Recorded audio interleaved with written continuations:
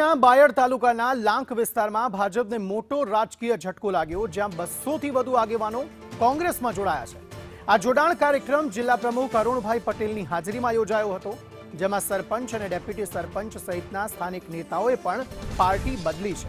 કોંગ્રેસે આ જોડાણને વિસ્તારમાં પોતાની મજબૂતી વધારવાનો દાવો કર્યો છે, જ્યારે આ ઘટનાને પગલે બાયડ તાલુકાના રાજકારણમાં ગરમાવો વધુ તેજ બન્યો છે। શૈલેષ પંડ્યા વધુ માહિતી આપી રહ્યા છે। શૈલેષ, જણાવશો શું વધુ વિગતો?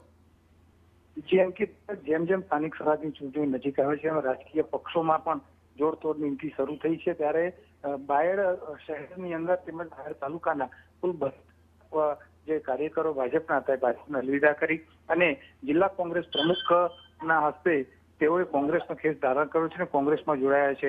આમ ખરા ચૂંટણીના ટાણે આટલી મોટી સંખ્યામાં ભાજપ છોડી કોંગ્રેસમાં જવું એટલે કે ભાજપને મોટો ફટકો થયેલો જણાય છે। આ જે કોંગ્રેસમાં જોડાયા છે તેની અંદર પૂર્વ જિલ્લા પંચાયતના સદસ્યો છે, તાલુકા પંચાયતના સદસ્યો, સરપંચો પણ એની અંદર છે, એટલે કહી શકાય કે ભાજપમાં બાયડ તાલુકામાં મોટો ફટકો પડ્યો છે। આભાર સમગ્ર માહિતી આપવા માટે।